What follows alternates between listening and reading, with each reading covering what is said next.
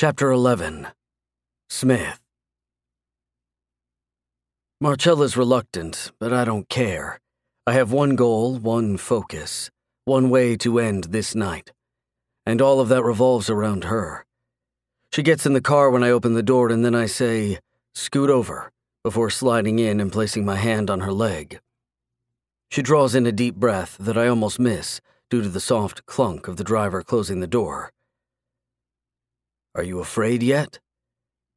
"No," she says, not looking at me. Looking at everything else but me. The back seat, which she already knows because this is the same car I sent her home in last weekend. Out the window, where the Capitol building dominates the skyline, her feet, her hands, my face. I smile. She swallows. "One of these days, Marcella Walcott, I'm gonna get your story."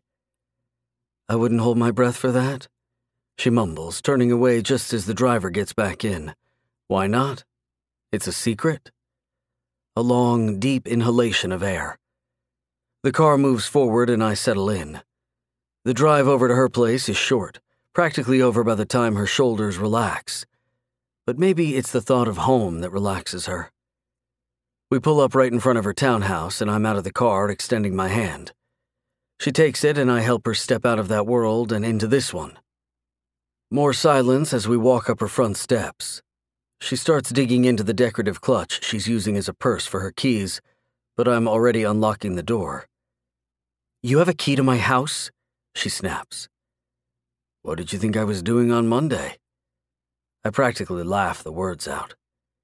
"You left the gallery to break into my house?" She is angry now, but I don't care. Better to get things out in the open as soon as possible. "Why are you surprised?" "I shouldn't be," she says. Her jaw is clenching and her lips are pressed tightly together. "Get inside, Chella, I'm fucking cold." She looks at the car as it pulls away and she understands.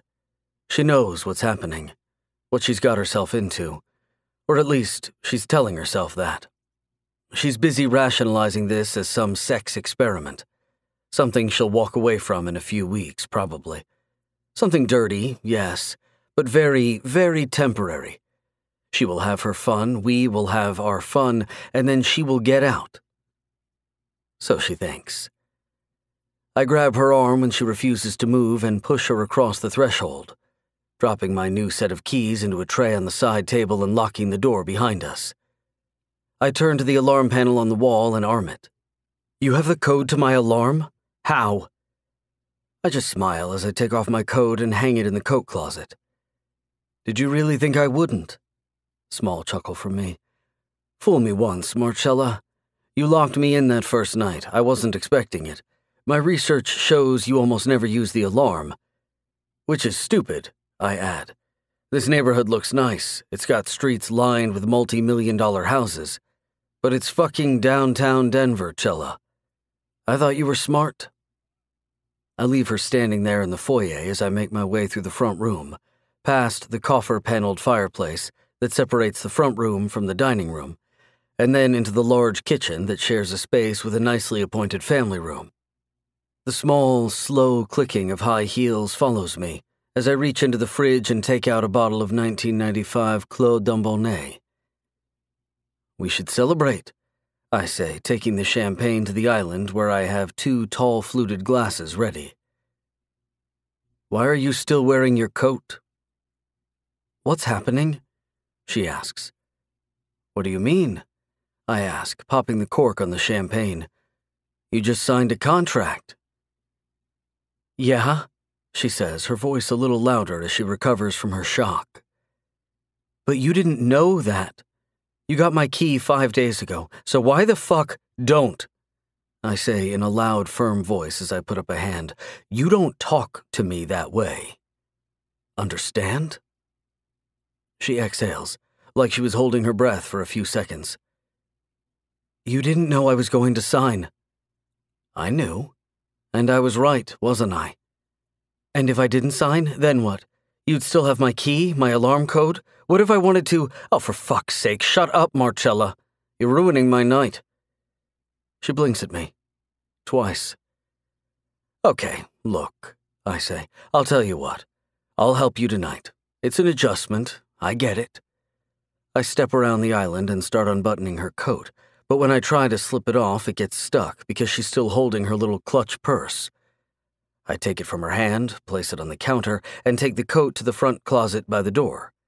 When I come back to the kitchen, she's sitting in a stool at the island, head in her hands. Why are you so moody?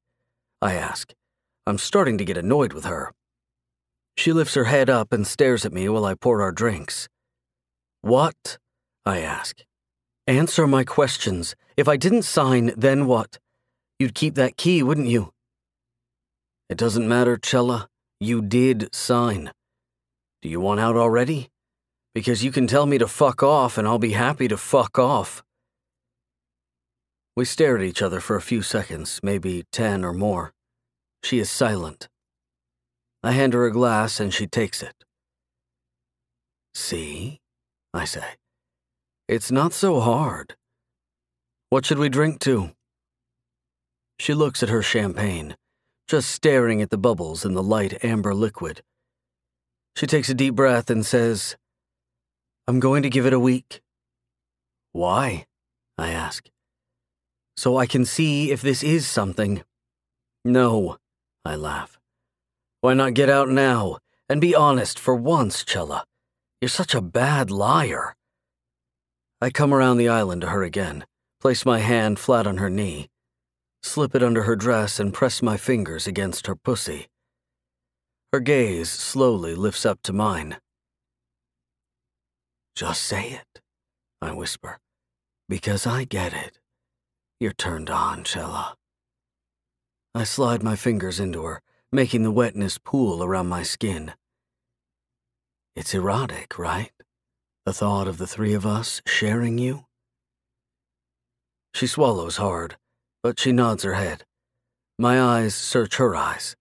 I watch her breasts lift and fall as her heart rate picks up. It's okay. If we didn't think you'd be into it, we'd never have asked you in the first place. Whose idea was it? She asks. Yours? Or Brick's? Why not Quinn's? Ha, she laughs. He hates me. He doesn't have to like you to want to fuck you. Was it you or Brick? She repeats. Does it matter? It matters, she says, because I'd like to know who's on my side and who's just here for the game. I press my fingers deeper into her pussy and she closes her eyes for a moment, unable to stop herself.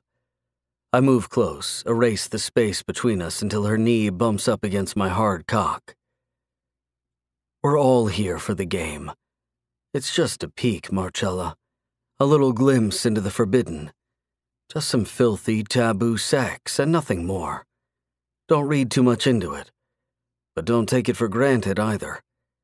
We can vote you out if we get tired. She gives in. Her shoulders slump and the tight line of her mouth drops into a frown. Don't worry so much, I say, taking her hand and placing it on my cock. She squeezes without any more urging from me. A few seconds later, she's stroking me through my pants. It's just fun. It's not a life commitment. We're not holding you hostage, and if it makes you feel better, if you had said no, I'd have given you your key and new alarm code back at Turning Point Club. I'm not about to fuck up my life over a woman. She looks up at that, still frowning. Do you want out? I ask. Do you want my key back? She shakes her head no, but she is still frowning. Good, I say, leaning in to kiss her lips. Then let the games begin. I hold up my glass and say, make a toast. She looks away, maybe thinking of something to say, and then she raises her glass and looks me in the eyes. To the peak, she says, a long inhale of breath to steady herself. Because that's all it is. Just a peak. To the peak, I say. We drink, but I catch a small whisper just as she brings the champagne to her lips. I just hope I don't get lost in this peak. You're gonna. I say, setting my glass down and taking my attention back to her pussy. That's how we keep them, Cella. We feed the craving, turn it into an addiction, and then we own you. We will own you. There's no telling how long it will take for you to kick the habit of us, but after this week, you'll be in too deep to walk away. You'll need your fix.